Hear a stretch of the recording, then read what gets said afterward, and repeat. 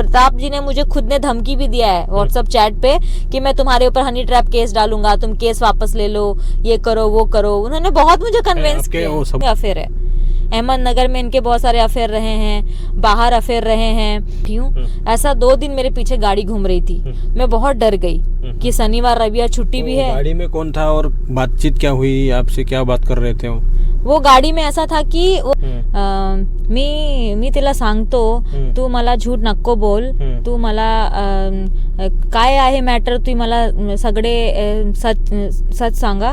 वो होटल उनका है ना, तो जब मैं अच्छा होटल के मालिक है वो? हाँ होटल के वो मालिक हैं, वो उनके साले के नाम से उन्होंने होटल ले रखा है, बट ऑनर वही है क्योंकि वो पुलिस अधिकारी हैं, तो अपने नाम से तो होटल ले नहीं सकते। ऐसा करके उन्होंने एक दोस्ती बनाया। उसके बाद फिर धीरे धीरे वो अफेयर में गया। हम दिन रात वीडियो कॉल में ऑडियो कॉल में बात करते थे। फिर हमारे बीच एक प्यार वाला रिलेशन चालू हुआ।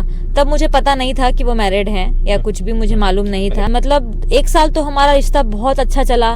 मैं उनके फार्म हाउस मनोर में जाती थी, गई थी, वहाँ पे हमारा अफेयर चालू हुआ। फिर वहाँ पे खेड़े गांव में आरती होटल है, हम वहाँ जाते थे मिलने के लिए। वो भी मुंबई आते थे मेरे से मिलने के लिए। लेकिन रात को उन्होंने मुझे एक मैसेज डाला, बहुत गंदा ही, मैं नहीं मतलब बताना चाहूंगी, बहुत ही अश्लील टाइप का था वो मैसेज। तो मुझे वो बहुत सेल्फ रेस्पेक्ट पे लगा कि ऐसा कैसा आप बोल सकते हो। एक लड़की 2 साल आपके साथ रिश्ते में है, आपका हर चीज अपना समझ के चला रही है, आपके साथ उसको रहना है, कि मैं तुमको मार के फिकवा दूंगा, मेरे पास आने की हिम्मत भी मत करना, कोशिश भी मत करना, जो उखाड़ना है उखाड़ लो, जिसके पास जाना है जाओ, मेरा कोई भी बाल बांका नहीं कर सकता, तुमको पता ही नहीं है कि मेरा पावर क्या है। ऐसा उन्होंने बोला। वहाँ पे पीआई मैडम थी, वो बैठ के लिख रही थी। लेकिन क्या हुआ, वो पूरा दिन मेरा, मैं 12 बजे गई, 12 से लेकर शाम का 5 हो गया, वो स्टेटमेंट ही लिख रहे थे मेरा। वो मुझे घुमा रहे थे, मतलब कभी चाय पीने, कभी खाना खाने के लिए, कभी जूस के लिए, ऐसे हम लोग करते करते हमारा पूरा दिन निकल गया। फिर 12 से 5 बज गया। उस दिन वापस मेरे को प्रताप दड़ा ने प्यार प्यार भरा मैसेज करना चालू किया कि मेरे से मिलो, बात करो, सेटलमेंट करते हैं, ये करते हैं, वो करते हैं। उसके बाद फिर हाँ, एक्चुअली मैं 5 साल से हूँ, मुझे कभी डर नहीं लगा, मैंने हमेशा खुद को सेफ फील किया मुंबई में। लेकिन ये अफेयर के बाद और ये सब जो भी एफआईआर दर्ज के बाद से मेरे को धमकियां आ रही हैं, या मेरे को डराया जा रहा है, मेरे को ट्रैप किया जा रहा है, तो मेरे को खुद के घर में रहने के लिए भी मुझे सेफ नहीं लग रहा है। कौन कब आएगा और जाएगा। और मेरे नाम पे इन्होंने झूठा जो भी गुनाह दाखिल किया है हनी ट्रैप का, वो बिल्कुल झूठा है। मैं बोलूंगी जो भी हमारी श्री अंजनी दमनिया, मतलब जो नाम है मैडम, मैं उनको भी बोलूंगी, आप महिला समिति देखती हैं तो प्लीज आप हमें सपोर्ट कीजिए। स्पेशली अभी जो मेरे साथ हो रहा है, मेरे को सपोर्ट कीजिए, मुझे न्याय दिलाइए। जो गलत कर रहा है उसको उसका पावर बताइए कि गलत का पावर कभी नहीं होता है। मराठी महाराष्ट्रामध्ये आपल्या सगळ्यांचं स्वागत आहे। महाराष्ट्र पोलिसांना एक ब्रीद वाक्य आहे, सदरक्षणाय खलनिग्रहणाय, आणि त्याचा असा अर्थ आहे, सज्जनांसाठी उभं राहायचं म्हणजे त्यांना मदत करायची आणि दुर्जनांचा नाशविनाश करायचा। आता पोलीस आम्ही म्हणजे पोलिसांना खाकी वर्दीला आम्ही रक्षक म्हणून समजतो। खरं तर पोलीस प्रशासन असेल आणि देशाच्या सीमेवर असलेले जवान असतील, यांच्या तिथं असण्यानं आणि त्यांच्या सुरक्षेमुळे आम्ही सुरक्षित राहतो भारतीय नागरिक, आणि म्हणून त्यांना आमचा सलाम आहे। मात्र काही पोलीस अधिकारी असतील, त्या पोलीस अधिकाऱ्यांकडून अशा प्रकारचे काही कृत्य होत आहेत, ते लोकांच्या मनावर अत्यंत कुठेतरी ठेस पोहोचवत आहेत। आणि तशाच प्रकारचा प्रकार अहमदनगर जिल्ह्यात असलेल्या एका पीआयनं केलेला आहे। प्रताप दराडे असं त्या पीआयचं नाव आहे, आणि अहमदनगरच्या कोतवाली पोलीस ठाण्यामध्ये ते प्रमुख होते। आणि आता त्यांच्या विरोधामध्ये 22 तारखेला म्हणजे 22/11/2025 रोजी एका महिलेनं तक्रार दिली। त्यांच्या सोबत राहून, त्यांना लग्नाचं आमिष दाखवून, त्यांच्यासोबत संबंध ठेवून त्यांचं आयुष्य उद्ध्वस्त केलं आहे, अशी त्यांनी तक्रार मागच्या 22 तारखेला तोफखाना पोलीस म्हणजे 0मध्ये केली। त्यांची तक्रार कुठेतरी घेतलीच जात नव्हती। मागच्या 7-8 दिवसांपासून त्या अहमदनगर फिरत होत्या आणि तक्रार घेतलीच नाही। मात्र तक्रार दिल्यानंतर एफआयआर दाखल झालेला आहे। त्या पीडित महिला माझ्यासोबत आहेत, त्यांच्याकडून जाणून घेणार आहे. खरं तर त्या पश्चिम बंगालच्या आहेत आणि महाराष्ट्रामध्ये त्या राहतात, फार दीर्घ काळापासून महाराष्ट्रात राहतात आणि त्यांच्यावर अशा प्रकारचा अत्याचार झालेला आहे. त्यांना मदत करायला मागच्या 8 दिवसांपासून कुणी येत नव्हतं, नगरमध्ये त्यांना कुणीही मदत करत नव्हतं अशी माहिती मिळाली आणि शेवटी त्यांनी मराठी महाराष्ट्राशी संपर्क साधल्यानंतर मी त्यांच्यासोबत आज चर्चा करणार आहे. जड अंतकरणाने त्यांना विचारणार आहे, ताई तुमचं मराठी महाराष्ट्रामध्ये स्वागत आहे. काय अत्याचार झाला आहे आणि तुम्हाला काय सांगायचं आहे? मराठीमध्ये काही सांगता येईल का? काय सांगायचं आहे तुम्हाला? माझं काय सांगणार आहे, मी तोसाठी 2 वर्ष झाला माझा अफेअर आहे. तो मला ऑल टाइम झूठ बोलणार, ऑल टाइम फेक प्रॉमिस करणार. मी तिला सांगतो, तू मला झूठ नको बोल, तू मला काय आहे मॅटर तू मला सगळे सच सांगा. तो ऑल टाइम मला झूठ बोलतो, धोकामध्ये राखतो. काय मी विसरले सगळे गोष्टी. तुम्हाला आता लिंक लागत नाही, हिंदीत बोला. मराठी महाराष्ट्र प्रेक्षकांना आव्हान आहे, ते हिंदीमध्ये बोलतील, म्हणजे काय लिंक लागत नाही त्यांच्या बोलण्यामध्ये. आपको बोल रहा हूँ कि क्या कुछ हुआ था, कब से संबंध थे आपके प्रताप दराडे के साथ और आप कैसा बिहेवियर है, आपको कैसा तकलीफ किया है, कैसा अत्याचार हुआ है? चालेल, मी हिंदीमध्ये सांगते. मराठी मला येते, समझते पण नहीं बोलते. हाँ. तो हमारा अफेयर 2 साल से था. तो मैं रेस्टोरेंट में वहाँ पे मुंबई में जुहू रेस्टोरेंट में मैं आई थी जॉब के लिए. तो मैं पार्ट टाइम जॉब के लिए आई थी. तो उन्होंने मुझे ऑफर किया तो मैंने एक्सेप्ट किया, क्योंकि मैं वहाँ से बंगाल से यहाँ पे स्ट्रगल कर रही हूँ, काम कर रही हूँ. तो मेरा था कि मैं मेहनत करके अपना एक स्टेबल करूँ अपनी लाइफ को. तो इसके लिए मैं आई थी. तो मेरे को प्रताप दराडे ने ऑफर किया तो मैंने एक्सेप्ट किया, क्योंकि मैं वर्क के लिए रिगार्डिंग ही आई थी. तो उन्होंने ऑफर किया तो मैंने एक्सेप्ट किया. कौन सा साल था, कुछ बताएंगे आप तारीख कुछ? हाँ, 2023 में मार्च महीने में मैं आई थी. तो मैं वहाँ पे ज्वाइन की मार्च महीने में. तो फिर वापस 1 महीने 2 महीने के लिए रेस्टोरेंट ज्वाइन करने के बाद बंद हुआ था. 1-2 महीने कोई इशू था वहाँ पे, प्रॉपर्टी इशू, तो बंद हुआ. वापस चालू हुआ. तो मैं छोड़ने वाली थी. तो उन्होंने मुझे बोला मत छोड़ो, साथ में रहो, अभी आगे और भी हम लोग करेंगे अच्छा काम. तो मेरे को लगा चलो अच्छा है, अच्छा इंसान होगा, चांगली मानुस होता. तो मैं कंटिन्यू की. वो होटल में वहाँ कैसे आया, मतलब कैसे पहचान कैसे हुई थी? वो जो भी होटल था, पहचान कैसी हुई थी दोनों की, कैसे? वो होटल उनका है ना. तो जब मैं, अच्छा, होटल के मालिक है वो? हाँ, होटल के वो मालिक हैं. वो उनके साले के नाम से उन्होंने होटल ले रखा है, बट ऑनर वही है, क्योंकि वो पुलिस अधिकारी हैं, तो अपने नाम से तो होटल ले नहीं सकते. तो इसलिए उस होटल में आप जॉब कर रही थी? हाँ. तो मैंने ज्वाइन किया था. तो ज्वाइन करने के बाद हमारा रिलेशन जो है दोस्ती में कन्वर्ट हुआ. फिर दोस्ती से फिर हम अफेयर में गए. तो जो दोस्ती में कन्वर्ट हुआ, उन्होंने बोला कि हम अच्छे दोस्त बनते हैं, आप एक अच्छी स्किल डेवलपर हो, मतलब आप अच्छा मैनेजमेंट संभाल सकती हो, आप अच्छी लेडी हो, आप स्ट्रगल भी कर रही हो, तो मैं आपको साथ दूंगा. जो भी आपका करियर है, आप मेरे साथ मिलके बिजनेस संभालिए, मैं आपको साथ देता हूँ आगे के लिए, आपको कोई टेंशन नहीं होगा फ्यूचर के लिए. तो उन्होंने मुझे एक आश्वासन दिया कि आप मेरे साथ जुड़िए, आप मेरे साथ काम कीजिए, आप कहीं और फोकस मत कीजिए. मैं डे में भी एक जॉब करती थी, उन्होंने वो जॉब भी छुड़वा दिया. बोला आप वो भी छोड़ दीजिए, आप मेरे काम पे पूरा फुल फोकस कीजिए, तो जो भी है आगे का हम आपके लिए करेंगे. ऐसा करके उन्होंने एक दोस्ती बनाया. उसके बाद फिर धीरे धीरे वो अफेयर में गया. हम दिन रात वीडियो कॉल में, ऑडियो कॉल में बात करते थे. फिर हमारे बीच एक प्यार वाला रिलेशन चालू हुआ.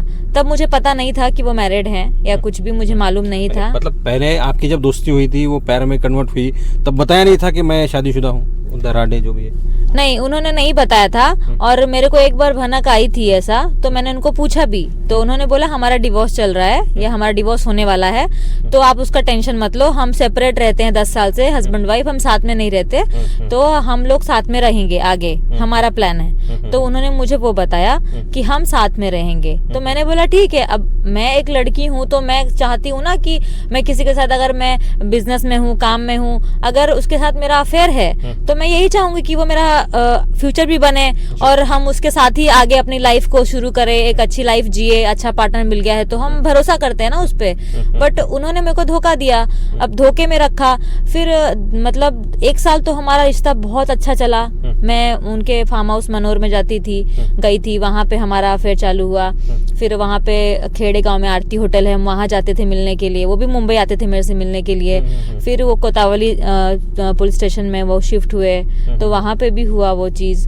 तो ऐसा गवर्नमेंट का जो ऑफिस, उनका रेसिडेंशियल एरिया, जो भी बंगला था, जो भी घर था, वहां पर भी जाया करती थी आप? हाँ, जो कोतवाली सरकारी बंगला है वहाँ। लेकिन जब मैं आरती होटल में आती थी तो वो मुझे 1-2 बार ऐसा रोक रहे थे सरकारी बंगलों में जाने के लिए। मैंने बोला कि आप शिफ्ट हुए, मुझे बताए नहीं, मैं मिलने आऊंगी ना आपसे। तो बोले बंगले पे मत आओ, मैटर चालू रहेगा, कुछ रहेगा वो रहेगा। फिर बाद में मुझे मालूम पड़ता है कि उस बंगले में एक लड़की है जिनके साथ वो लिविंग में रह रहे हैं। सरकारी बंगले में? हाँ, सरकारी बंगले में। मुझे बाद में मालूम पड़ता है क्योंकि जब मैं उनके सरकारी बंगले में एक बार गई, एक बार जाके उनसे मिलके आई थी, हम थे साथ में 2 दिन। तो उस दिन ही मुझे उनके फोन पे वो लड़की का फोन आया जी। हाँ, तो आपके फोन पे उस लड़की का फोन आया था? मेरे फोन पे नहीं, हाँ।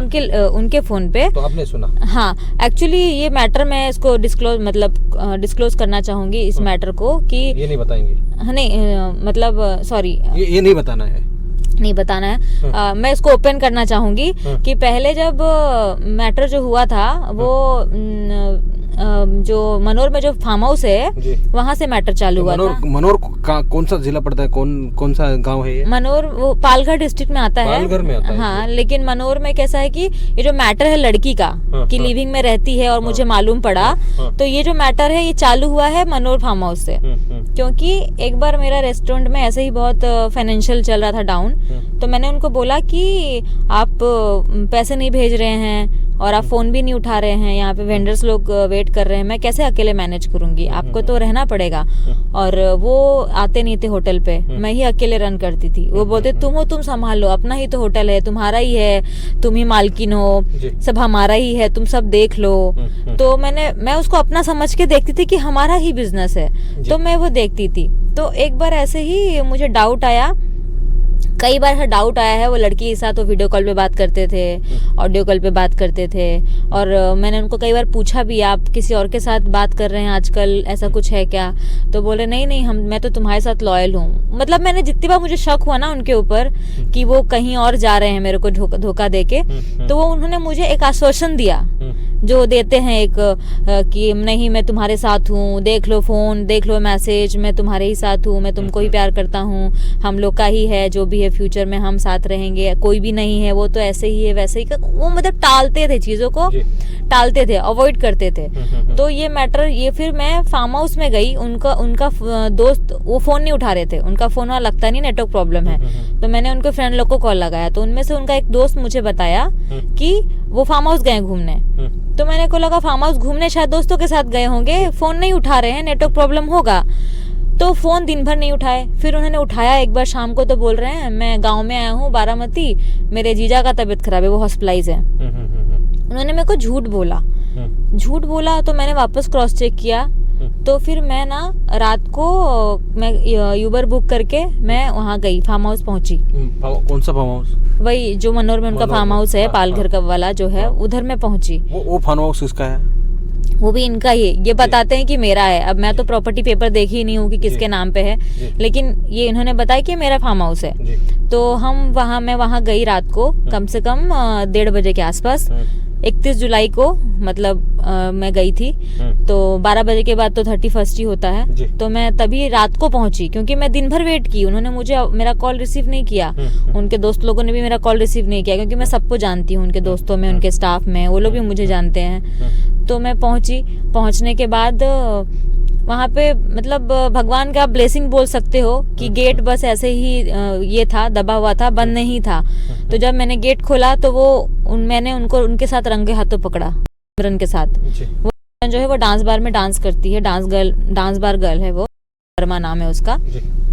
लेकिन फिर जब मैंने देखा तो उसके बगल में और एक लड़की भी सो रही थी। 2-3 थे लोग? हाँ, 2 लड़की थी, एक तो वो थे और उनके बगल में और 2 लड़की सो रही थी। एक तो सिम करके सो रही थी, उसके बगल में की लड़की थी, वो भी बगल में सो रही थी। तो मैंने बोला यहाँ पे तुम 2 लड़की साथ में क्या कर रहे हो, मतलब एक लड़की है समझ में आता है, 2 लड़की है, क्या चल रहा है, या फोन नहीं उठा रहे हो, मेरा बिजनेस चला रही हूँ मैं, ये कैसे चलेगा। तो मैं तो स्तब्ध हो गई, मतलब मुझे रोना भी नहीं आ रहा था क्योंकि मुझे बहुत बड़ा सदमा लगा। मैं बहुत उनको भरोसा करती थी, कि बहुत प्यार करती थी, भरोसा करती थी, अपना सब कुछ छोड़ के मैंने उनको दिया अपना वक्त, अपना समय, और उन्होंने मुझे झूठ बोल बोल के फंसा के रखा क्यों, अपना बिजनेस चलाने के लिए। तो ये बहुत ही गलत है कि एक पुलिस ऑफिसर जो दुनिया के लिए लड़ता है, जो दुनिया को इंसाफ दिलाता है, वो मेरे साथ धोखा कर रहा है। और जबकि उसको पता है कि ये लड़की स्ट्रगल करने आई है, अपने पैर पे खड़ी होने आई है, खुद के दम पे कुछ करना चाहती है, उनको सपोर्ट करना चाहिए, ना कि ऐसा धोखाबाजी करना चाहिए और एक लड़की को तोड़ देना चाहिए। ये सरासर गलत है, एक पुलिस ऑफिसर को तो शोभा देता ही नहीं है कभी। तो उस दिन आपने फार्म हाउस में कुछ देखा, उसके बाद कुछ झगड़े हुए, कुछ दोनों के बीच में? झगड़े नहीं हुए, झगड़ा तो उस साथ में कर रही थी उस जगह पे। आप जब गई वहाँ? हाँ, तो मैंने बोला ये सब क्या है, तो मैं बोली मेरे को आपको साइड में आइए, मेरे को आपसे बात करना है कुछ। तो वो साइड में आया ही नहीं, वो लड़की उनको आने नहीं दे रही थी साइड में मेरे से अकेले में बात करने के लिए। मैंने बोला ये क्या मैटर चालू है कि लड़की उसको अलाउ नहीं कर रही है मेरे साथ बात करने के लिए, कि जो बोलना है मेरे सामने बोलो। फिर भी मैंने समय निकाल के 2 मिनट 5 मिनट मैं बोली मुझे अकेले में कुछ काम की बातें करनी है, क्योंकि मैं रेस्टोरेंट भी चला रही हूँ, उनका सिर्फ प्यार नहीं है हमारा। तो मैंने बात किया, तो मेरे को प्रताप जी ने बोला ये लड़की प्रोस्टिट्यूट है, ये तो बस एक नाइट के लिए आई है, मुझे ब्लैकमेल कर रही है पैसे के लिए, इसीलिए है, और ये कल से नहीं रहेगी, ये उन्होंने मुझे बोला। और मैं स्तब्ध हो गई। कब की बात है, कौन सा साल था ये जो मैटर हुआ है ये 2024 में हुआ है। जब आप उनको रंगे हाथ पकड़ा था फार्म हाउस में, वो कौन सी डेट थी? 2024 31 जुलाई। 31 हाँ, उस दिन हुआ ये मैटर। तो ये मैटर उस दिन हुआ। उसके बाद फिर मैं वो लड़की और वो प्रताप चले गए वापस अपने नगर, और मुझे उन्होंने कोऑर्डिनेट भी नहीं किया, बस यही बोला कि जिसको रहना है रहो मेरी लाइफ में, मुझे किसी से कोई मतलब नहीं है। मतलब उस दिन से सब परेशानियां शुरू हुई? हाँ, उस दिन सब ऐसा प्रॉब्लम चालू हुआ। फिर वो उनके जाने के बाद उस लड़की ने मेरे को सारे फोटोग्राफ दिखाए कि देखो हम सरकारी बंगलों पे मैं जाती हूँ, मैं रहती हूँ, मैं खाना बना के खिलाती हूँ उनको। उस लड़की ने खुद ने अपने फोन में वो सब चीज मुझे दिखाई। तो मुझे अचंभा हुआ कि अरे मतलब मेरे को शक हुआ कि ये कैसा पॉसिबल हो सकता है, मतलब। तो उसके बाद फिर मैं उनको फॉलो करके आरती होटल गई पीछे से, क्योंकि मुझे उनसे आंसर चाहिए कि आपने मेरे साथ गलत किया। कहाँ है आरती होटल, कहाँ है? खेड़े गांव में जो है, नगर में। हाँ, वहाँ पे है। तो मैं वहाँ गई, फिर मैं वहाँ गई तो वो वहाँ पे तब तक वो कोतवाली जो पुलिस चौकी है वो वहाँ पे बंगलों में शिफ्ट हो गए थे। तो मैं उनको बोली मैं आपके बंगलों पे आती हूँ, आपसे बात करना है। तो उन्होंने बोला नहीं बंगलों पे मत आओ, आरती होटल में रुको, मैं आता हूँ, क्योंकि पहले वो आरती होटल में रहते थे। तो मैं आरती होटल में गई, वहाँ पे रुकी, वो आए 1 घंटे के लिए मेरे से सिर्फ बात करने के लिए आए। मैं बहुत रोई, मैंने उनको बोला आपने ऐसा क्यों मेरे साथ किया, क्यों धोखा दिया, ऐसा आपको नहीं करना था, आप बहुत मतलब ऐसा गलत कर रहे हो मेरे साथ, आपको बिल्कुल भी ऐसा नहीं करना चाहिए था। तो उन्होंने फिर मुझे और एक झूठ बोला कि मेरे को लगा तुमको पता नहीं चलेगा कि मेरे 2 अफेयर चल रहे हैं और तुमको पता चल गया, तो प्लीज मुझे माफ कर दो, ऐसा कुछ नहीं है, मेरा तो उसके साथ भी अफेयर है, तुम्हारे साथ भी अफेयर है। मतलब फार्म हाउस में उन्होंने मुझे क्या बोला कि 1 नाइट के लिए आई है, और फिर बाद में मुझे बोलते हैं कि मेरी गर्लफ्रेंड है, हमारा अफेयर चालू है। तो आप 2 बातें कर रहे हैं, आप एक बात पे अड़े ही नहीं है, आपका जुबान का कोई वैल्यू नहीं है, आप झूठ पे झूठ बोल रहे हैं और एक लड़की को झूठ में धोखे में रख के उसका समय बर्बाद कर रहे हैं। एक सवाल और है कि आपका जब दोस्ती प्यार में बदल गया तो उस दिन कोई बात नहीं हुई, मतलब जब प्यार में बदल गया, आपका रिश्ता बन गया, उस समय कुछ बात नहीं हुई थी शादी की, कब करेंगे, किससे करेंगे, कब कैसे करेंगे, कहाँ करेंगे, रजिस्टर करेंगे, या कुछ ऐसी कुछ बात नहीं हुई थी आज तक? नहीं, उन्होंने क्या बोला कि मेरा डिवोर्स चालू है तो डिवोर्स हो जाने दो, फिर हम साथ में लिविंग में रहेंगे, मेरा मुंबई ट्रांसफर हो जाएगा, फिर हम लिविंग में साथ में रहेंगे, फिर हम शादी भी करेंगे और उसके बाद फिर बिजनेस भी चलाएंगे। अभी बात कब हुई थी, ये कौन से साल, यानी कि प्यार बढ़ने के बाद कब हुई थी बात? कुछ प्यार बढ़ने के बाद ये चीज, जैसे हमारा 2023 को प्यार स्टार्ट हुआ अगस्त में, तो फिर 1 साल हमारा बहुत अच्छा प्यार चला, मतलब जो एक रिलेशन में चलता है। तो उन्होंने मुझे स्टार्टिंग में क्या बोला, मैं उनको सैलरी का भी बोली कि आप मुझे कितना, मतलब मैं आप यहाँ पे काम कर रही हूँ तो मुझे आपको देना पड़ेगा ना कुछ। यानी आप उनके होटल पे काम करती थी तो सैलरी की बात हुई थी। हाँ, तो उन्होंने मुझे बोला कि सैलरी क्या करोगी, तुम्हारा जो भी हाथ खर्चा होता है महीने का 50,000, 40,000, 20,000, जब जो तुमको जरूरत पड़ेगी वो मैं तुमको दे दूंगा। वो बस एक खाते में दिखाने के लिए मैं एक अमाउंट डाल दूंगा कि तुम्हारी सैलरी है, ताकि जो पब्लिसिटी, क्या होता है सर, अगर हम रिलेशन में है और ये हमको पब्लिक को नहीं बताना है तो हमको ऑफिशियली एक दिखाना पड़ता है कि हम काम कर रहे हैं, तो हमारा औहदा क्या है वहाँ पे। तो वो दिखाने के लिए वो मुझे बोलते थे कि मैं सैलरी अमाउंट में तुम्हारे अकाउंट में कुछ ना कुछ हर महीने डालूंगा एक अमाउंट, और वो तुम पैसे निकाल के रेस्टोरेंट के ऊपर खर्चा कर देना, बाकी जो तुमको कभी जरूरत पड़ती है वो मैं तुमको कैश भेजवा दूंगा, या तो जो रेस्टोरेंट में कैश निकलता है पैसा वो कैश आप रखना लिख के पावती में, या तो फिर आपको मैं अकाउंट में डाल दूंगा जब जब नीड होगी। तो उसके हिसाब से था मेरा। कोई सैलरी उन्होंने मुझे दिया नहीं है कि 2 लाख, क्योंकि जुहू जैसे जगह पे एक जीएम अगर कोई भी लड़की या लड़का वो प्लेस को रन करता है, एक प्रॉपर्टी को रन करता है, तो 2 लाख सैलरी कम से कम होती है जी। तो मतलब कितने में कर रही थी फिर आप? मैं तो फ्री में कर रही थी ना, क्योंकि हमारा रिश्ता था। मतलब ये अपना घर का है समझ के? हाँ, मतलब उन्होंने क्या बोला, हमारा खुद का है, तुम ही मालकिन हो, हम साथ में रहने वाले हैं, हम और एक बिजनेस डालेंगे, यहाँ डालेंगे, वहाँ डालेंगे, हम आगे और भी बिजनेस करेंगे, हम साथ में रहेंगे। मैंने अपना सारा काम छोड़ दिया। उन्होंने क्या बोला, तुम सब छोड़ दो, सिर्फ मेरे रेस्टोरेंट में फोकस करो, सिर्फ मेरे काम पे फोकस करो, और हम सब करेंगे साथ में, तुम्हारा सब सपना मैं पूरा करूंगा, हम साथ में रहेंगे, सब करेंगे।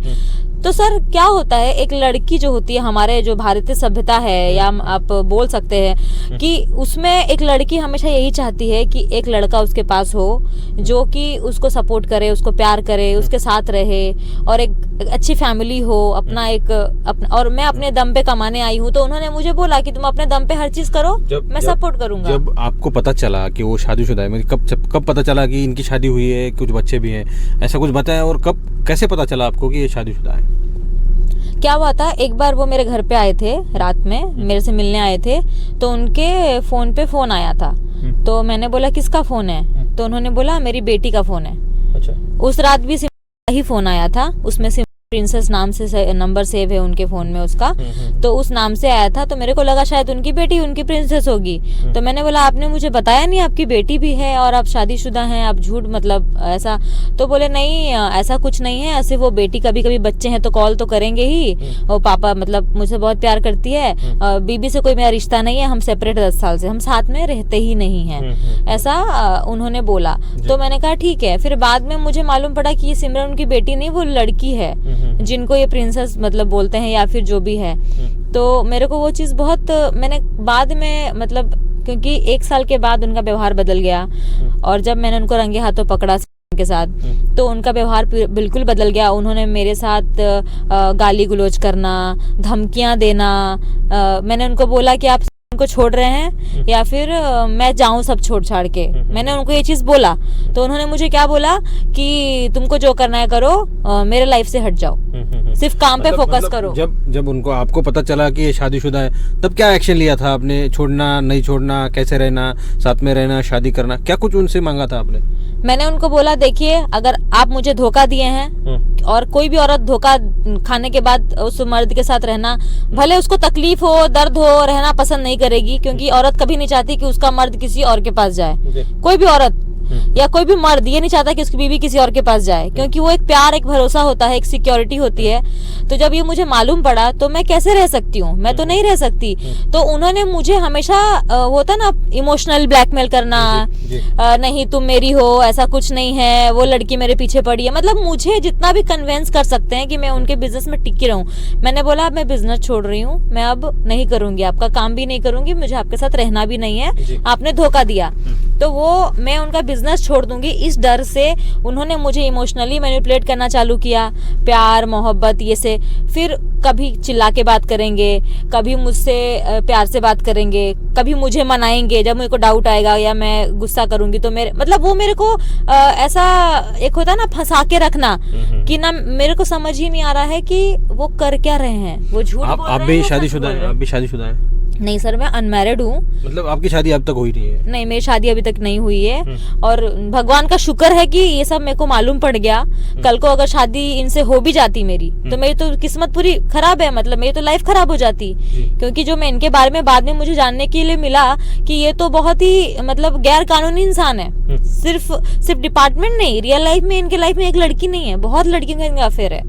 अहमदनगर में इनके बहुत सारे अफेयर रहे हैं, बाहर अफेयर रहे हैं। ये ज्यादातर मतलब ये डांस बार भी जाते हैं, वहां पे मजे करते हैं। ये हर जगह जाते हैं और मजे करते हैं, और मेरा फोन नहीं उठाते हैं, मेरे से बात नहीं करते हैं, मेरे को टॉर्चर करते हैं। जब मैं उनको बोल रही हूँ आप सिमरन को छोड़िए, मेरे साथ आप कंटिन्यू कीजिए, तो मुझे कंफर्मेशन दीजिए कि आप मेरे साथ हैं या आप मेरे को धोखा दे रहे हैं। फिर भी वो मुझे धोखा पे धोखा दिए जा रहे हैं। ये जो महाशय है प्रताप दराडे, क्या मकसद का था, क्या था उसका आपको पास में रखना? क्या मकसद था? बिजनेस चलाना या फिर बीवी बनाना या कुछ और? क्या मकसद क्या था उसका?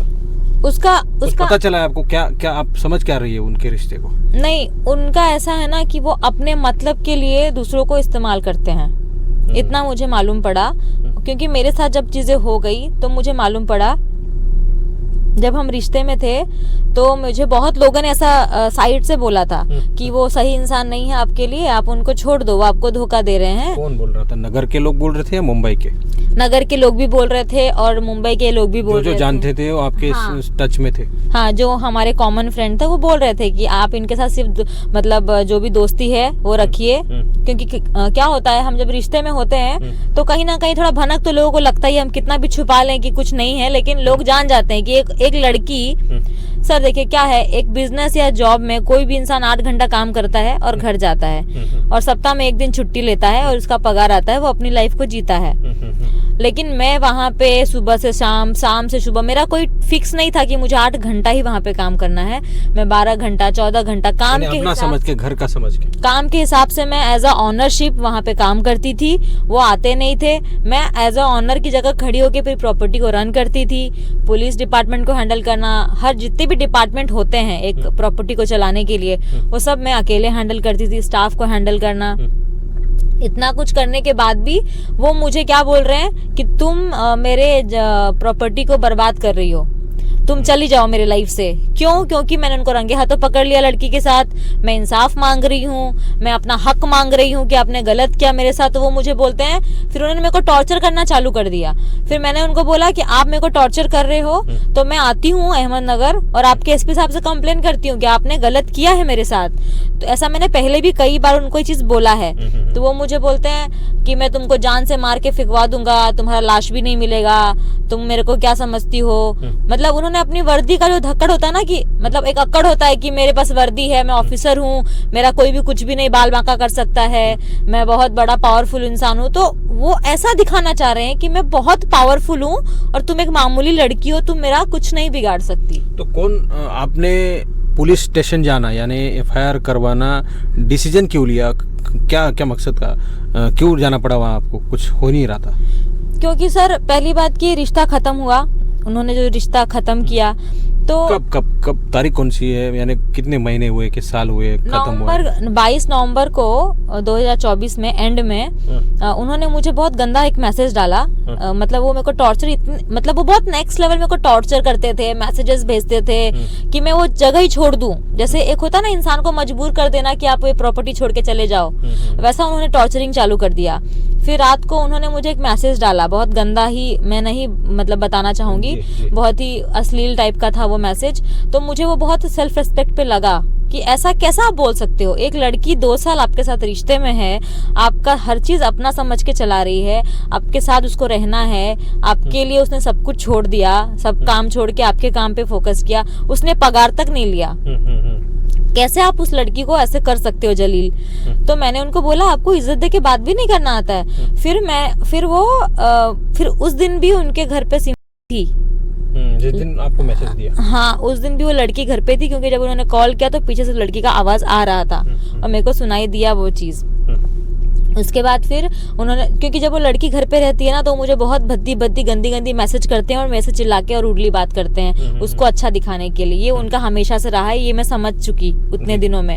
फिर मैं हट गई, मैंने बोला अब मैं इतना जलील होके तो मैं इस इंसान के साथ में नहीं रह पाऊंगी। तो फिर उस दिन मैं रेस्टोरेंट को छोड़ा।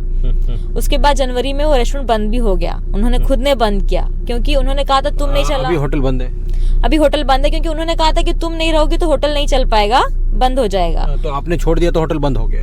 मैंने छोड़ा तो होटल बंद भी हो गया जनवरी में, क्योंकि वो चला नहीं पाए, क्योंकि वहाँ रहते नहीं। जनवरी 25 नहीं, मतलब न्यू ईयर में ही बंद हो गया होटल, उन्होंने हैंडओवर दे दिया। क्योंकि कैसा है, वो यहाँ रहते नहीं हैं, तो कौन चलाएगा? प्रॉपर्टी चलाने के लिए तो ऑनर को खुद को अवेलेबल होना पड़ेगा ना, कोई भी मैनेजर नहीं चला सकता है। तो मैं चला रही थी, धोखा दिया, मैं पीछे हटी। मतलब मुझे उन्होंने इतना मजबूर कर दिया पीछे हटने पे कि छोड़ो, तुम जाने दो, मेरा मतलब रेस्टोरेंट छोड़ दो, अपना करो काम। फिर वो इस मुद्दे पे आ गए कि तुम अपना काम देखो। तो सर 2 साल में क्या कर रही थी उनके साथ?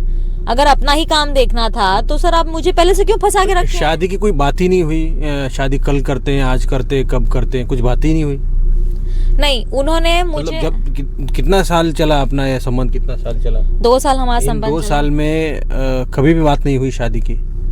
2 साल में हमारी बहुत मतलब बात हुई है, लड़ाई हुई है, सब हुआ है। उन्होंने ये रेस्टोरेंट छोड़ने के बाद भी उन्होंने वापस मुझे सामने से मैसेज कॉल किया, और सामने से मैसेज कॉल करके मुझे टॉर्चर करते थे। टॉर्चर मतलब मजाक बनाना कि क्या कर रही हो तुम आजकल, कैसी हो, क्या चल रहा है, मेरे पे हंसना, देखो मैंने तुमको छोड़ दिया, अब तुम क्या करोगी, मतलब मेरा मजाक उड़ाना। सर आप समझ सकते हैं कि एक मानसिक हालत जो होती है, एक मतलब कोई धोखा दिया, आपको छोड़ दिया वादा करके, आप उनके भरोसे अपनी पूरी, आप अपना काम भी फोकस उनके काम पे कर रहे थे, और ऐसा करके फिर वो इंसान आपको फोन करके आपके ऊपर हंसे, आपको जलील करे और आपके ऊपर ऐसा आरोप लगाए कि अरे तुम तो पागल हो जाओगी, अरे तुम तो पागल हो जो मेरे प्यार में पड़ी, तुम क्या हो। मतलब नहीं बोलना चाहिए वर्ड, लेकिन उन्होंने मुझे ये सब वर्ड बोला है, और भी बहुत कुछ वर्ड बोला है जो कि मैं नहीं बोल सकती उतना खुल के।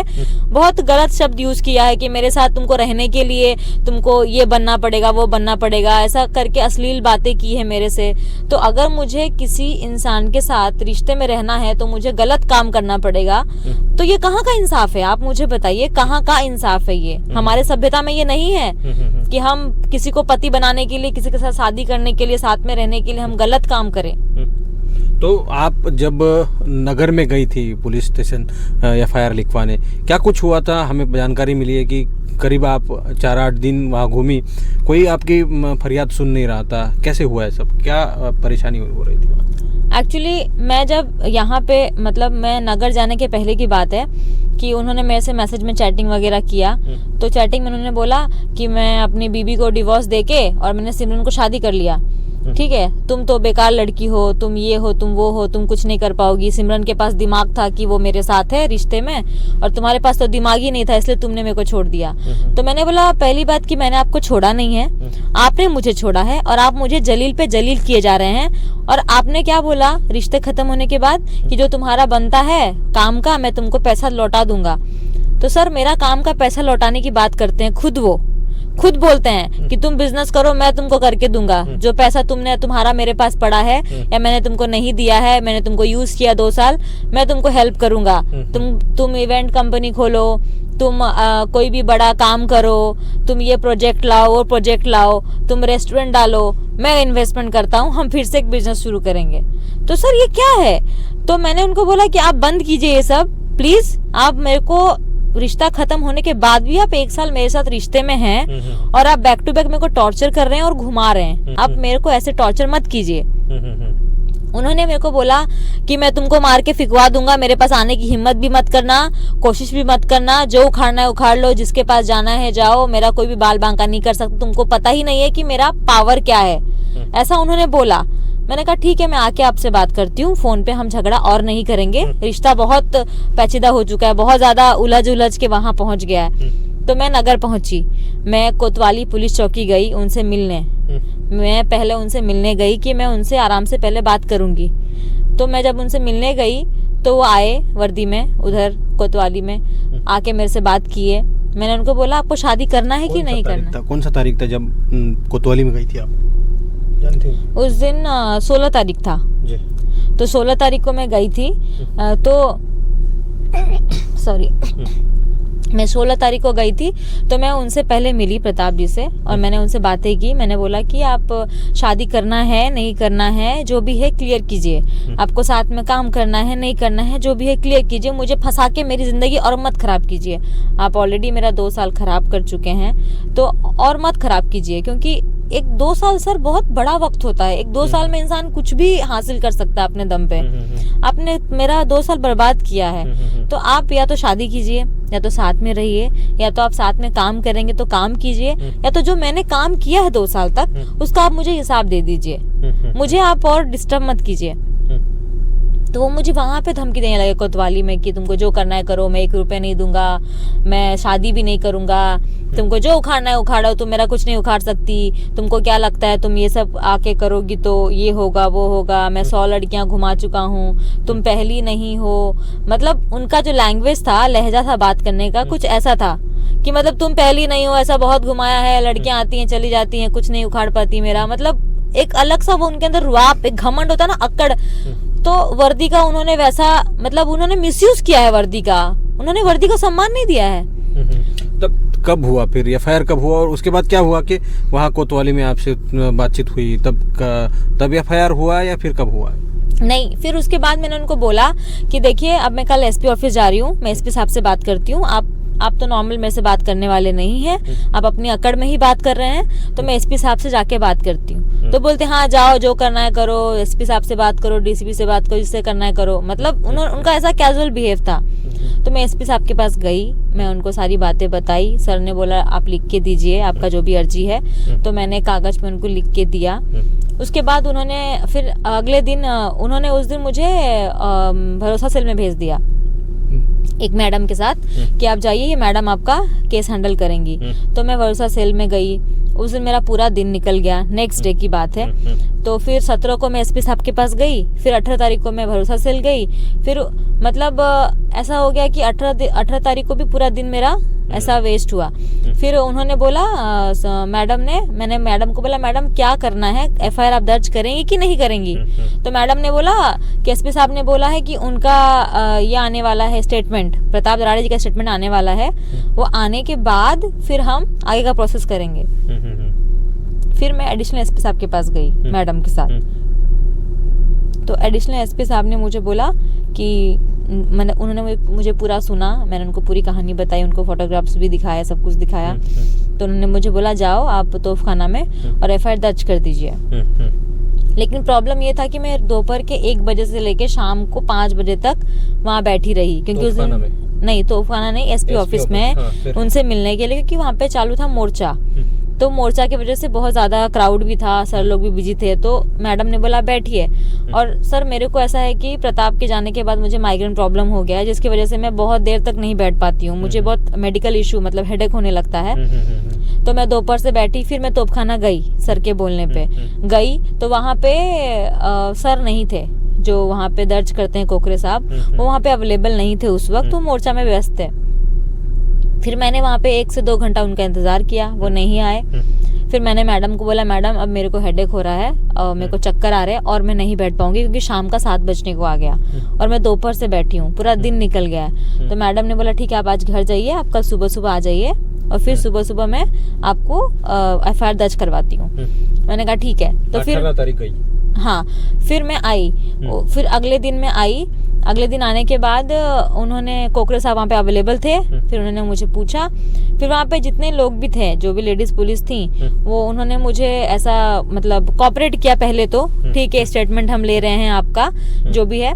फिर मैं बैठी, कोकरे साहब को मैंने फोटोग्राफ्स दिखाया, स्टेटमेंट दिखाया, जो अर्जी मैंने एसपी साहब को दिया था वो मैंने दिखाया। वो दिखाने के बाद फिर उन्होंने बोला आप स्टेटमेंट लिखिए। स्टेटमेंट लिखने के लिए उन्होंने मुझे वहाँ पे बैठाया।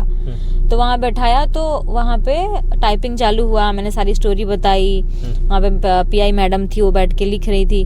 लेकिन क्या हुआ, वो पूरा दिन मैं 12 बजे गई, 12 से लेकर शाम का 5 हो गया, वो स्टेटमेंट ही लिख रहे थे मेरा।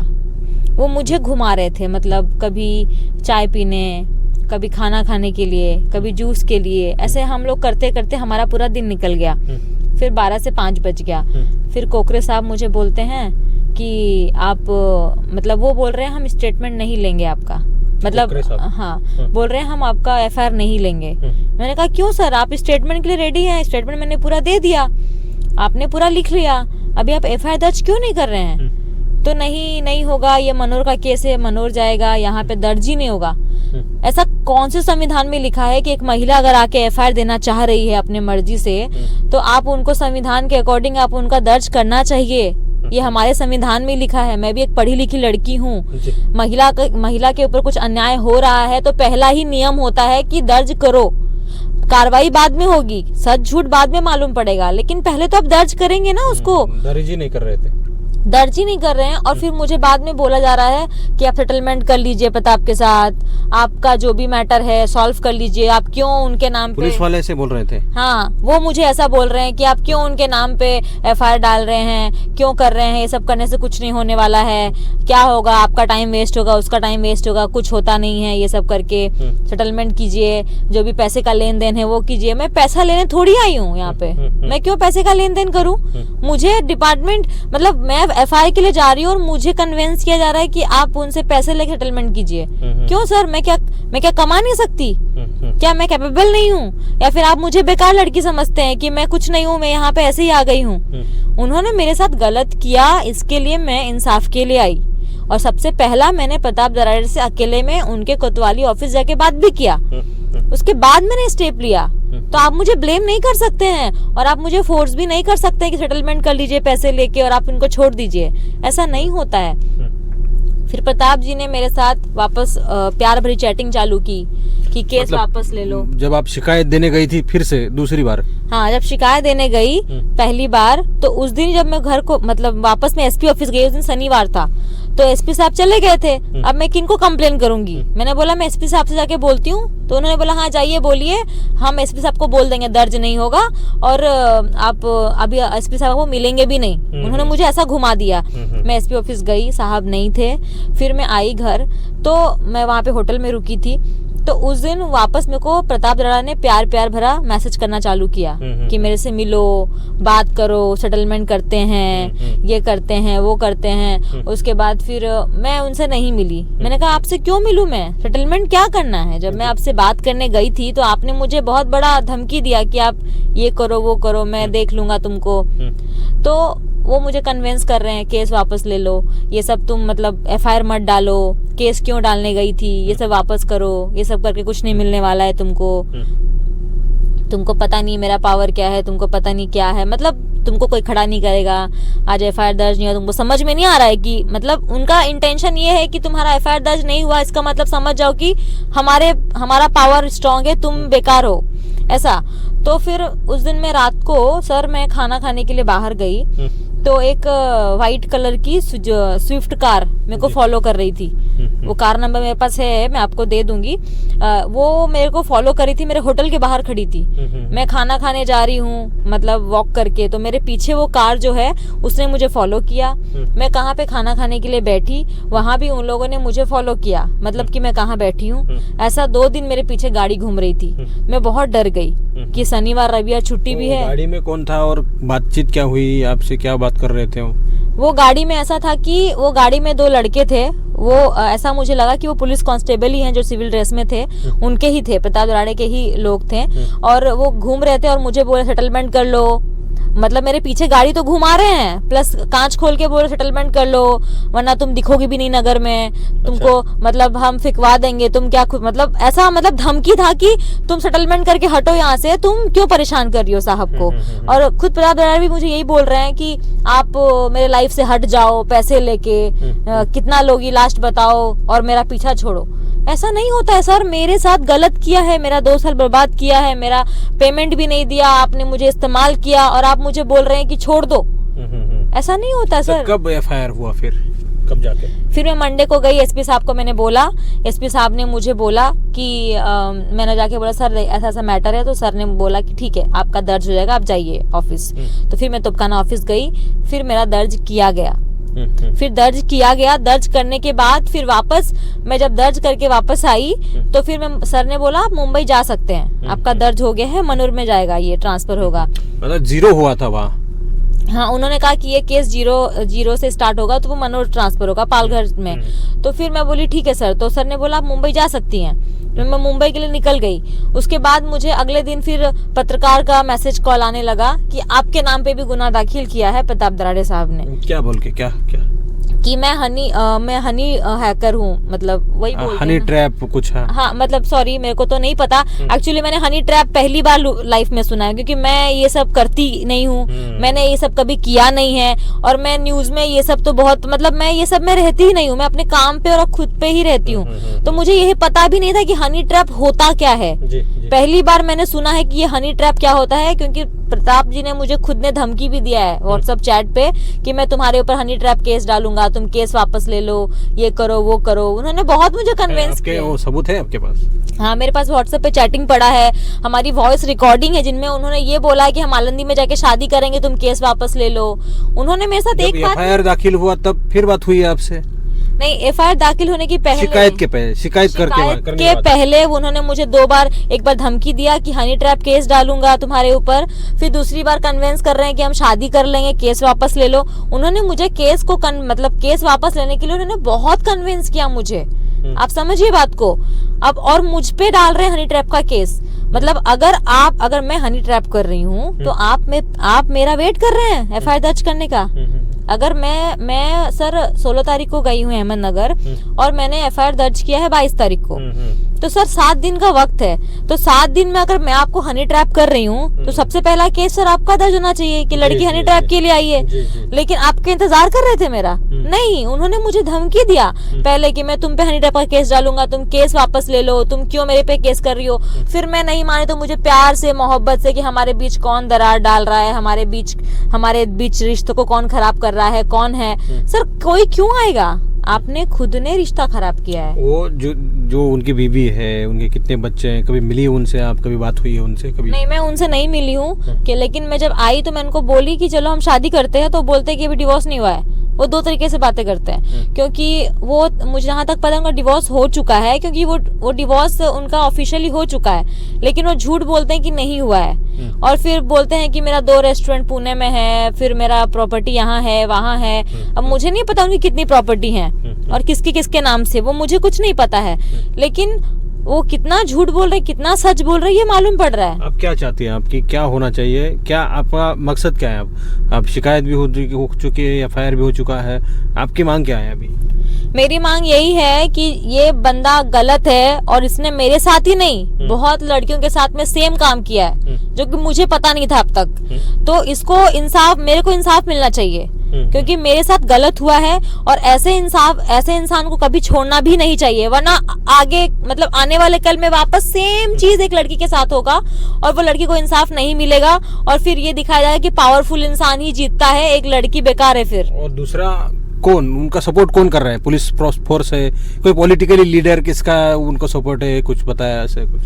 नहीं, वो तो मुझे कुछ नहीं पता है, लेकिन जहां तक मैंने जो भी एक्सपीरियंस किया और जो भी मैंने देखा, मुझे इससे मालूम पड़ा कि वो उनका डिपार्टमेंट उनको सपोर्ट कर रहा है। क्योंकि वो मेरे को समझ में आता है, मैं भी एक इंसान हूँ, मैं बैठती हूँ जाती हूँ, तो मेरे को समझ में आता है उनका डिपार्टमेंट उनको सपोर्ट कर रहा है। इसीलिए जब मैं आई, जब मेरे को 2 दिन घूमना पड़ा एफआईआर के लिए, और मैं मुंबई लौटते ही उन्होंने 1 दिन में भिंगार पुलिस थाना में मेरे नाम पे केस दर्ज कर दिया। एक बात बताइए, जब मैंने उनसे भिंगार में कहीं मिली ही नहीं हूँ, मेरा सारा उनका मैटर मनोर में हुआ है और आरती होटल में हुआ है, कोतवाली में हुआ है, भिंगार में हम मिले ही नहीं है, कभी कुछ हुआ ही नहीं है, तो वहाँ पे केस दर्ज कैसे हो सकता है मेरे नाम से?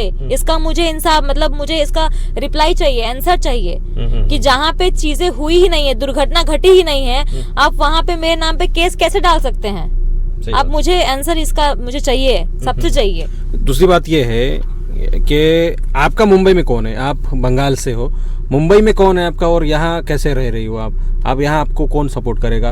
और आप बोल भी रही है कि मुझसे धमकाया जा रहा है, ख़त्म कर दिया जाएगा, ऐसा बोला जा रहा है, तो कैसे रही है, किसके दम पर आप यहाँ पर रह रही है? मैं 5 साल से मुंबई में हूँ और मैं खुद के ही दम पे रह रही हूँ। और अभी आपको डर नहीं लगता है? डर लग रहा है क्या? हाँ, एक्चुअली मैं 5 साल से हूँ, मुझे कभी डर नहीं लगा। मैंने हमेशा खुद को सेफ फील किया मुंबई में। लेकिन ये अफेयर के बाद और ये सब जो भी एफआईआर दर्ज के बाद से मेरे को धमकियाँ आ रही हैं या मेरे को डराया जा रहा है, मेरे को ट्रैप किया जा रहा है, तो मेरे को खुद के घर में रहने के लिए भी मुझे सेफ नहीं लग रहा है। कौन कब आएगा और जाएगा। और मेरे नाम पे इन्होंने झूठा जो भी गुनाह दाखिल किया है हनी ट्रैप का, वो बिल्कुल झूठा है। क्योंकि हनी ट्रैप अगर करना होता तो आप 7 दिन इंतजार कर रहे थे क्या मेरा? अगर मैं गलत हूँ सर तो आपको पहले करना चाहिए दर्ज। इसका मतलब आप मुझ पे केस डाल रहे हैं। मैंने एफआईआर में लिखा भी है कि वो मेरे पे केस डालने की धमकी दे रहे हैं, जीव हत्या मतलब जो जान से मारने की धमकी दे रहे हैं। मैं ऑलरेडी बोल चुकी हूँ, कल को अगर मेरे साथ कुछ भी हादसा होता है, मेरी जान गई या मेरे साथ कुछ भी गलत होता है तो उसका जिम्मेदार प्रताप दराड़े ही होंगे। क्योंकि अभी मैं इतने साल से सेफ काम कर रही हूँ, आज तक कभी कुछ किसी ने नहीं किया। आगे कुछ भी होगा तो उसका जिम्मेदार प्रताप दराड़े ही है। किससे न्याय मांगेंगी? अहमदनगर पुलिस, गृह मंत्री, महिला आयोग के पास जाएंगी आप? नहीं, मैं रिक्वेस्ट करूंगी हमारे जो सीएम साहब हैं देवेंद्र जी, मैं रिक्वेस्ट करूंगी कि अगर कोई लड़की आपके महाराष्ट्र में आके आश्रय ले रही है और अपने दम पे स्ट्रगल करके अपना नाम बनाना चाहती है तो उसको साथ दीजिए। और जो उनके साथ गलत कर रहा है उनको आप सपोर्ट मत कीजिए, कोई भी। तो मैं सीएम साहब को अनुरोध करूंगी कि हमें इंसाफ मिलना चाहिए, ताकि सिर्फ मैं एक लड़की नहीं हूँ, और भी लड़कियां हैं जो कि हिम्मत भी नहीं कर पाती हैं। मैं तो एटलीस्ट हिम्मत कर पा रही हूँ। ऐसी भी लड़कियां मैंने अपनी शिकायत का जो भी है, और भी लड़कियां मैंने अपनी आंखों से देखा है सुसाइड कर लेती हैं, गलत रास्ते में चली जाती हैं, मतलब वो उनके साथ गलत हो जाता है और वो बेचारी वहां से उभर नहीं पाती हैं, रेप केस का शिकार बन जाती हैं और उनके सपोर्ट में कोई खड़ा नहीं होता है कि अकेली लड़की है। और प्रताप दराड़े भी इसलिए मेरे को डरा रहा है क्योंकि उसको पता है कि मैं अकेली हूँ और अकेली लड़की कुछ नहीं कर सकती है। तो सर, आपको हिम्मत देने के लिए आपको साथ देना पड़ेगा, आपको कुछ नियम बनाना पड़ेगा जिससे लड़की अपने हक के लिए लड़ पाए। महाराष्ट्र के महिला लीडर्स से क्या कहेंगी आप, यहाँ पर जो भी सामाजिक कार्यकर्ता है, और महाराष्ट्र के जनता से क्या कहेंगी? आप बंगाल से हो, महाराष्ट्र में रह रही पिछले साल से, क्या कहेंगी जनता से? मैं बोलूंगी जो भी हमारी श्री अंजनी दमनिया मतलब जो नाम है मैडम, मैं उनको भी बोलूंगी आप महिला समिति देखती हैं तो प्लीज आप हमें सपोर्ट कीजिए। स्पेशली अभी जो मेरे साथ हो रहा है मेरे को सपोर्ट कीजिए, मुझे न्याय दिलाइए। जो गलत कर रहा है उसको उसका पावर बताइए कि गलत का पावर कभी नहीं होता है, सही का पावर होता है। गलत मेरे साथ हुआ है तो मुझे इंसाफ मिलना चाहिए। महिला आयोग भी जाएंगी आप? रूपाली चाकन जी से मिलेगी, चाकनकर जी से मिलेगी, कुछ जा रही है आप वहाँ? मुझे कुछ पता नहीं है कि क्या हो रहा है मेरे साथ, क्योंकि मैं बहुत अभी अकेला सब कुछ कर रही हूँ। हाँ, मतलब मुझे डराया जा रहा है तो मैं अकेले बहुत कोशिश कर रही हूँ कि चीजों को मैनेज करूँ। लेकिन मेरे को सपोर्ट चाहिए। देवेंद्र सर आपका सपोर्ट चाहिए, अंजनी मैडम आपका सपोर्ट चाहिए, जितनी भी महिला समिति संभाल रही है जो भी महाराष्ट्र में है, मेरे को सबकी सपोर्ट की जरूरत है क्योंकि मैं बहुत अकेली हूँ और अकेली में इस केस को लड़ रही हूँ। कभी मीडिया, कभी पुलिस चौकी में बहुत हैरेस हो गई हूँ दौड़ दौड़ के, मैं थक गई हूँ। मुझे सच में सपोर्ट चाहिए आप लोगों का कि आप लोग मेरे को साथ दें और मेरे को न्याय दें, क्योंकि ऐसे डर के मैं जिंदगी नहीं जी सकती। मुझे आगे अपना फ्यूचर भी देखना है और मुझे जीना भी है।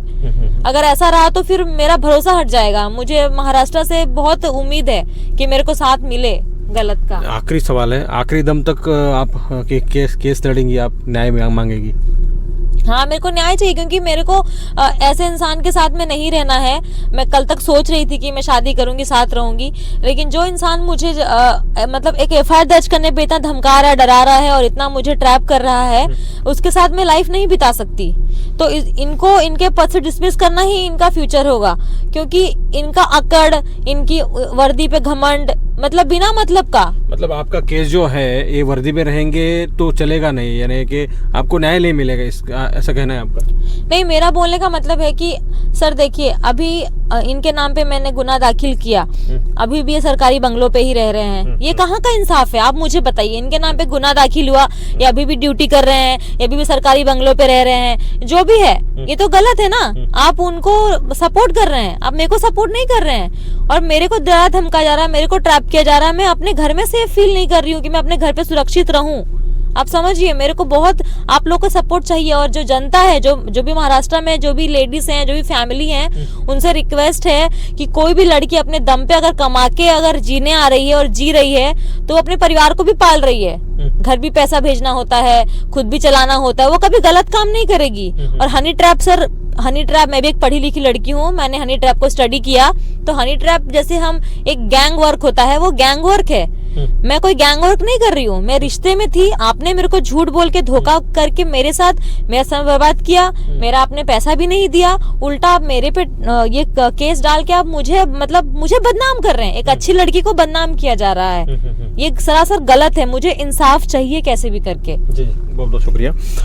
तर अत्यंत विदारक अशी परिस्थिती आहे। मी सुरुवातीला सांगितल्याप्रमाणे पोलीस हे रक्षक असतात आमचे आणि त्यांच्या सुरक्षेमुळे आम्ही म्हणजे फार सेफ असतो, सुरक्षित असतो। मात्र जेव्हा हे रक्षक जेव्हा भक्षक बनतात ना, तेव्हा मात्र इथल्या जनतेला असुरक्षित वाटतं। तसं यांना असुरक्षित वाटायला लागलेलं आहे। परप्रांत्यातून इथं महाराष्ट्रात येणं 5 वर्ष आणि एक महिला, आम्ही विचार करू शकतो की एखादा पुरुष स्टँड होण्यासाठी त्याला दीर्घकाळ लागतो, मात्र इथे एक महिला सुशिक्षित असल्यामुळे मुंबईमध्ये येऊन 4-5 वर्षांपासून त्यांनी त्यांचं हे सगळं स्ट्रगल करून आयुष्य उभा केलेलं, मात्र कुठेतरी एखादा व्यक्ती येतो आणि त्याला प्रेमाच्या जाळ्यात अडकवून द्यायचं, सोबत घेऊन 1-2 वर्ष त्यांचा वापर करतो आणि त्याच्यानंतर फेकून देतो, असा सगळा हा प्रकार आहे। व्यवसाय आणि आपल्या शरीराची गरज भागवण्यासाठी यांच्याकडून जे आहे ते त्यांनी हा सगळा प्रकार केला आहे, असं यांच्या बोलण्यावरून निदर्शनात येताना स्पष्ट सुद्धा होतं। आणि दुसरीकडे त्यांनी एक धक्कादायक गोष्ट सांगितली, त्या ठिकाणी जेव्हा अहमदनगरला त्या गेल्या त्यावेळेस पोलिसांनी जे आहे ते यांना FIR दाखल करण्याचं सोडून वेगवेगळे सल्ले दिले। मग मॅनेज करा, सेटलमेंट करा, पैसे घ्या, वेगवेगळे या सगळ्या गोष्टी पोलिसांनी केल्यात, ही सुद्धा धक्कादायक माहिती आहे। एकतर FIR दाखल करून घेतला नाही, दाखल करून घ्यायचे सोडून त्या वेगळ्याच गोष्टी ज्या आहेत त्यांना देत बसले, सल्ले देत बसले, सेटलमेंट करा, पैसे घ्या। दुसरं तिथं राहिल्यानंतर 2-3 दिवस लागले, ठाण्यामध्ये तक्रार दाखल करून घेतली नाही आणि तिथे राहत असताना पोलिसांच्या या म्हणजे दराडेंच्या सहकार्याने जे आहे ते यांना त्रास दिला, धमकावलं, तुम्हाला फेकून देऊ, कापून टाकू, संपवून टाकू, सेटलमेंट करा, आमच्या साहेबाला त्रास देऊ नका, अशा प्रकारची जे आहे ते यांना तिथं सुद्धा धमकावण्यात आलं। आणि त्याच्यानंतर 0 FIR झाला, तिकडं मनोरला दाखल झाला आणि त्याच्यानंतर हा FIR दाखल झालेला आहे। आता यांच्या शेवटच्या बोलल्याप्रमाणे दराडे अजूनही नोकरीवर आहे, ते निलंबित व्हावेत अशी त्यांची मागणी आहे। आणि जो माझं जे काही आयुष्याचं उद्ध्वस्त झालेलं, आयुष्याचा खर्च झालेला आहे किंवा मग माझं जे आयुष्य उद्ध्वस्त झालेलं आहे, त्या सगळ्या गोष्टींची भरपाई, त्यांच्यावर कारवाई होणं ही गरजेची आहे आणि त्याच्यामुळे माझी भरपाई होऊ शकते अशी त्यांची मागणं आहे। मुंबईमध्ये मी एकटी आहे, मुंबईमध्ये मला फार अनसिक्युअर म्हणजे मला असुरक्षित वाटतंय आणि इथल्या मुंबईच्या जनतेनं, महाराष्ट्रातील जनतेनं मुख्यमंत्री देवेंद्र फडणवीस असतील, मग तिकडं अंजली दमानिया असतील, ज्या सामाजिक कार्यकर्त्या नेहमी जे आहे ते काही विषय घेऊन पुढे येत असतात, त्यांच्याकडे सुद्धा त्यांनी विनंती केलेली आहे, मुख्यमंत्री फडणवीसांकडे सुद्धा विनंती केलेली आहे की मला न्याय द्या। एक मुलगी परप्रांतातून महाराष्ट्रात येते आणि स्वतःच्या पायावर उभा राहते, तिचं करिअर उभा करते, कुणीतरी तिला त्रास देतं, कुणीतरी तिचा यूज करतं, कुणीतरी तिला अशा प्रकारे वाऱ्यावर सोडून देतं आणि अशा सगळ्या लोकांवर, चुकीच्या लोकांवर जे आहे ते कारवाई करावी, अशा प्रकारची मागणी जी आहे ते या ठिकाणी पीडित महिलेनं केलेली आहे। कॅमेरा पर्सन सह मी संग्राम धनवे, मराठी महाराष्ट्र न्यूज, मुंबई।